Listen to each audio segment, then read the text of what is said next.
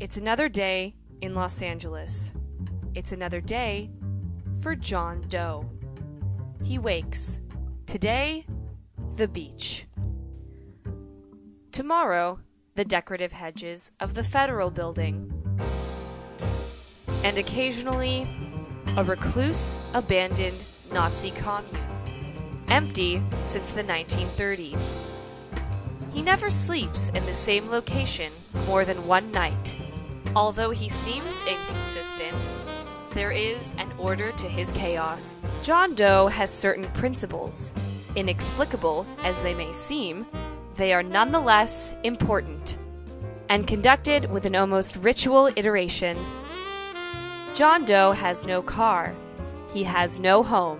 His means of transport are practical, sensible, and in some cases,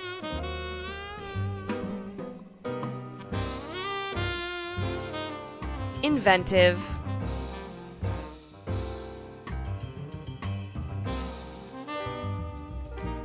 His destination is the University of California, Los Angeles. Each day, the first leg of his pilgrimage leads him to the Charles E. Young Research Library. Without fail, John Doe scours the library for pearls of wisdom regarding his most important of activities, the summit of his routine.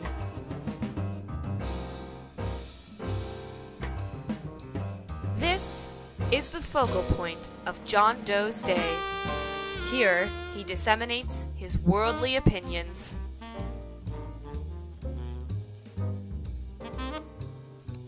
For example, the counterintelligence movement happening, the billion-dollar deal the Pentagon is covering up, the Russian operation with bio-optical technology.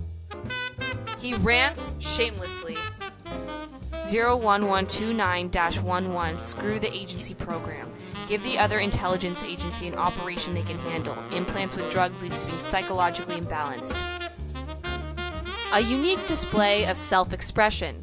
His proclamations are informative, deliberate, but nonetheless intrusive.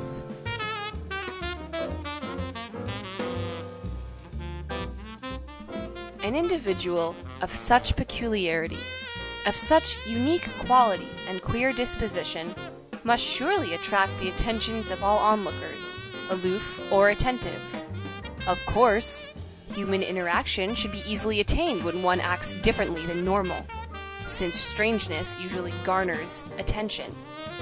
The truth remains, he is a ghost, doomed to traverse his colorful habitats of social affectation ghoulishly.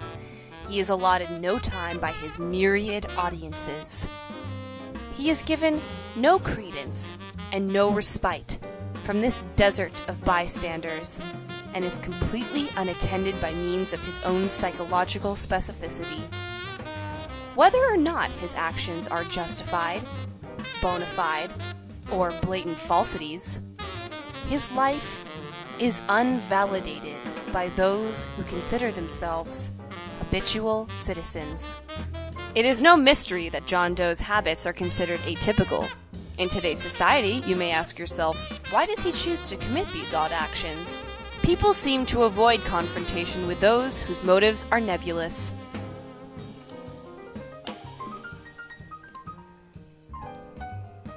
John Doe may seem absurd, maybe even insane.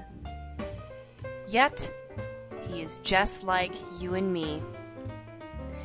A human being, presumably healthy, searching for emotional connection. John Doe could see the world in a completely different light than most, or it could be entirely the same. We will never know the answer unless we take the time from our own lives to inquire about his.